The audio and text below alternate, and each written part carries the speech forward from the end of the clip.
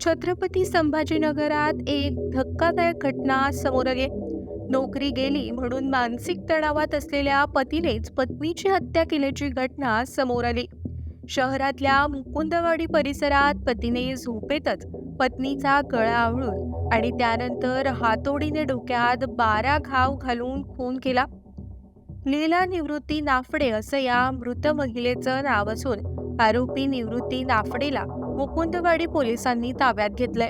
आरोपी पती व्हिडिओकॉन कंपनीत नोकरीला होता, परंतु काही दिवसांपूर्वी ती कंपनी बंद पडली आणि नोकरी गेली. त्यामुळे आर्थिक विवंचना आणि मानसिक तणावात असलेल्या पतीने मध्यरात्रीत पत्नीचा झोपेतच खून केला आणि त्यानंतर आपल्या मुलाला व्हिडिओ कॉल करून पत्नीचा मृतदेह दाखवला.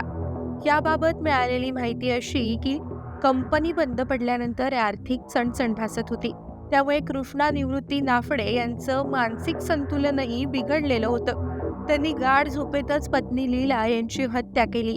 हत्येनंतर तासभर ते मृतदेहाजवळ बसून होते. तर पहाटे 4:30च्या सुमारास मुलाला व्हिडिओ कॉल करत पत्नी लीला यांचा मृतदेह दाखवला.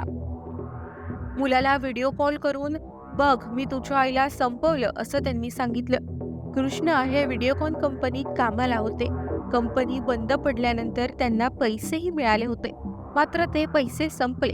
कृष्णा यांचा लहान मुलगा BA-MS शिक्षण घेत आहे.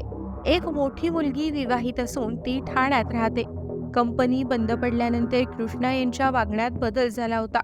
शेतातूनही फारसं उत्पन्न मिळत नव्हतं. आत्महत्येचाही विचार अनेकदा त्यांनी बोलून दाखवला होता.